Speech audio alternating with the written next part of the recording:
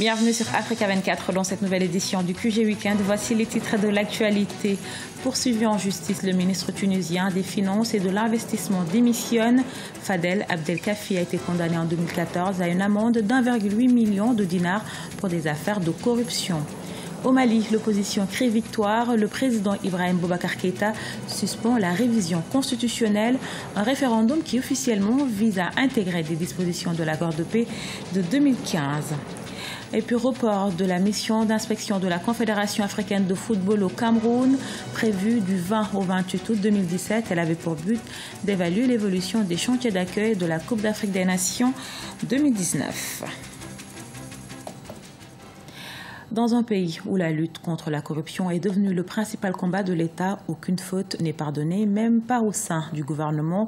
Condamné en 2014 pour des affaires de corruption, le ministre des Finances par intérim Fadel Abdelkafi démissionne. Sharon Kamara.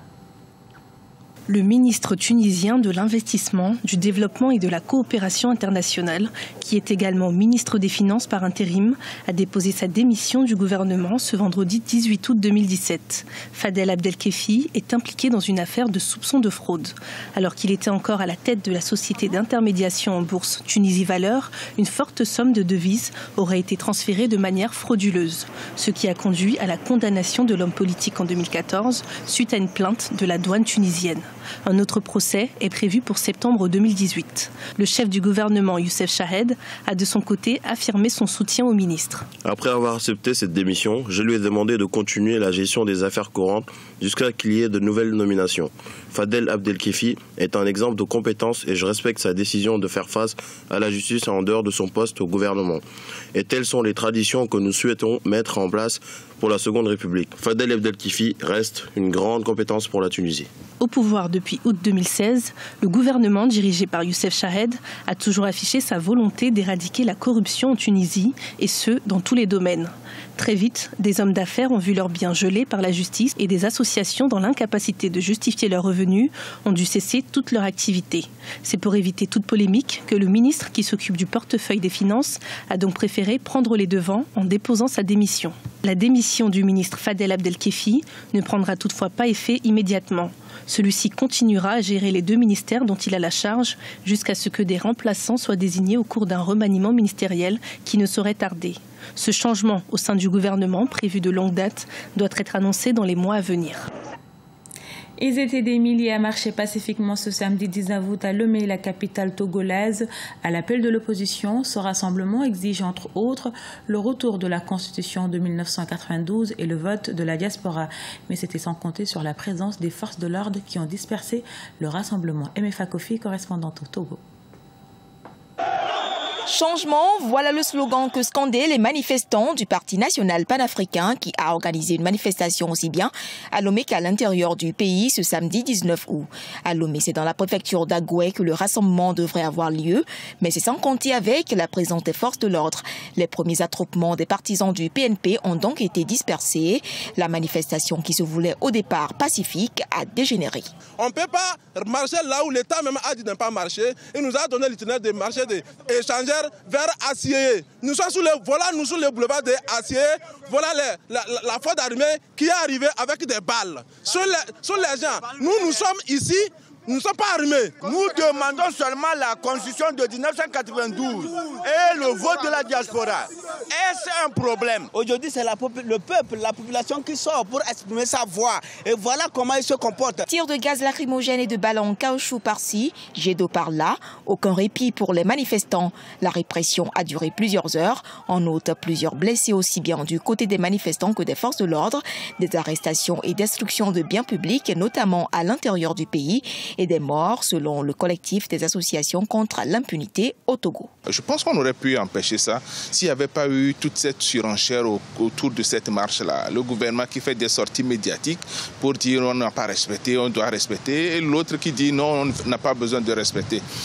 Je pense qu'au-delà du fait qu'il y a eu des violations flagrantes des droits de l'homme par rapport aux blessés, par rapport aux défunts, il y a eu également un semblant de répression contre la liberté d'expression, et ce qui fait que malheureusement on est en train de voir une régression sur la situation des droits de l'homme au Togo. J'espère qu'on va avoir l'opportunité de situer les responsabilités pour voir qui est véritablement coupables de ce qui s'est passé comme problème et qu'on puisse sanctionner au demeurant pour que les cas d'impunité cessent au Togo une fois pour de bon. Que ce soit à Lomé-Akara ou encore à Sokodé, la répression des forces de l'ordre a été vive. Le PNP réclame entre autres le retour de la Constitution de 1992 et le vote de la diaspora. La marche du Parti national panafricain a été autorisée par le ministère de l'administration territoriale à condition que le PNP respecte les itinéraires définis par les autorités togolaises. Le Togo dispose d'une loi sur les conditions d'exercice de la liberté de réunion et de manifestation pacifique publique. Elle a été votée le 13 mai 2011. Non à la révision constitutionnelle, touche pas à ma constitution. Ce sont là quelques slogans les opposants à la révision de la constitution au Mali, un projet que le président Ibrahim Boubacar Keïta a décidé de surseoir au grand bonheur de l'opposition qui est descendue dans la rue de la capitale Bamako pour célébrer ce qu'elle considère comme une victoire contre un projet qu'elle combattait. C'est une victoire du peuple malien tout entier. Ce n'est pas seulement la victoire du camp du non. C'est aussi la victoire de ceux qui avaient cru qu'il était possible de changer notre constitution dans les circonstances exceptionnellement graves que le Mali traverse. Aux milliers de jeunes, de femmes, de moins jeunes, de populations des villes comme des campagnes, de l'intérieur comme de la diaspora, qui sont levés debout comme un seul homme, une seule femme, pour dire non à la monarchie, pour dire non à la dictature personnelle, pour dire non au retour au passé colonial. Je vais leur dire que du haut de cette plateforme de l'indépendance, c'est plus de 100 ans de lutte héroïque de notre peuple qui les salue, qui les félicite et qui les encourage à poursuivre la lutte. Ils sont près de 600 000 enseignants à ne pas avoir le niveau requis pour enseigner au Niger et cela se fait ressentir sur les performances des élèves.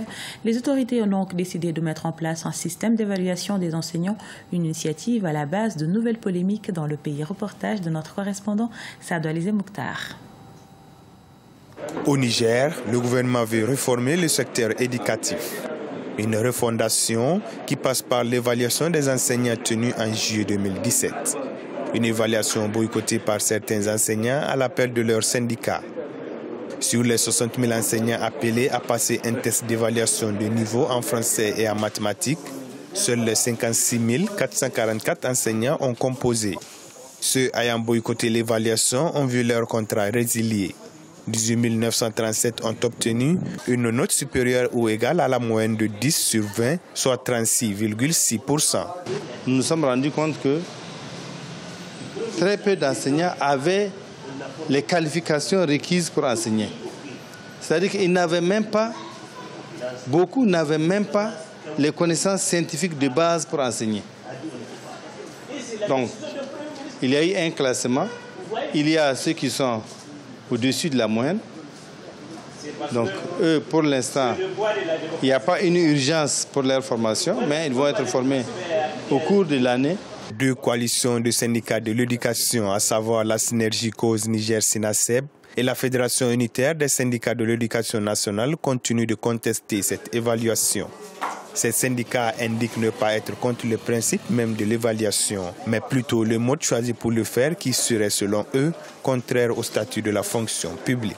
Nous allons porter l'affaire devant les tribunaux pour que cette résiliation ne soit pas effective en ce qui concerne ceux qui ont répondu à notre mot d'ordre. Et surtout, l'année 2017-2018 risque d'être perturbée du fait de l'entêtement du gouvernement qui a organisé et également à faire la chasse aux sorcières du fait que nos camarades ont répondu au mot d'ordre de la synergie cause Sinaseb. Sur 80 000 enseignants au Niger, 60 000 sont des contractuels. Selon les observateurs, les très mauvais résultats des enseignants contractuels sont la conséquence d'une mauvaise politique de recrutement au Niger.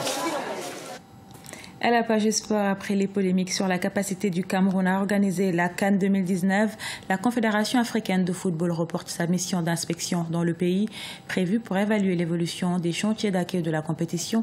Cette première mission n'aura pas lieu en date attendue. Les précisions de notre correspondante Viviane Baoken. La mission d'inspection de la Confédération africaine de football prévue du 20 au 28 août 2017 n'aura plus lieu.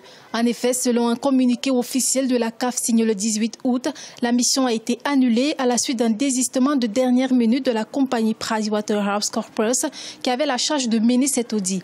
Un désistement qui, selon les spécialistes, vient remettre en question la crédibilité de la CAF. On est surpris de ce que ça se passe comme ça pour une institution aussi crédible. Je voulais dire que la Confédération africaine de football, une organisation aussi sérieuse, se rendre compte qu'elle n'a pas pris toutes les précautions pour que nous n'aboutissions pas à ce scénario est quand même surprenant. La mission arrivait à des délais qui ne sont pas prescrits par le cahier des charges de la Confédération africaine de football et par le règlement de la CAF, je veux dire de la CAN, de la Coupe d'Afrique des Nations. Et donc nous dire aujourd'hui que ce cabinet d'audit a désisté finalement. Enfin, le Cameroun aura davantage de temps pour se préparer. Tout était pourtant fin prêt côté camerounais pour assurer la réussite de cet important audit de la CAF. Malgré le désistement annoncé, le comité local d'organisation ne désespère pas et réitère sa disponibilité pour une éventuelle mission d'inspection. Le comité, selon le président de ce comité-là d'organisation, a marqué sa disponibilité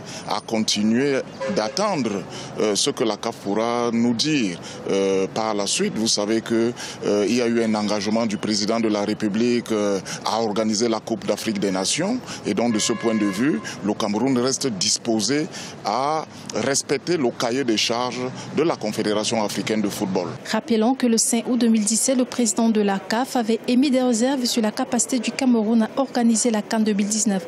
Des propos contestés par le chef de l'État, Paul Biya, qui a réitéré son engagement à organiser cette compétition aujourd'hui. Ce journal a été réalisé par l'ensemble de la rédaction. Nous vous remercions pour votre fidélité. Dans un instant, une nouvelle édition de l'actualité sur Africa 24.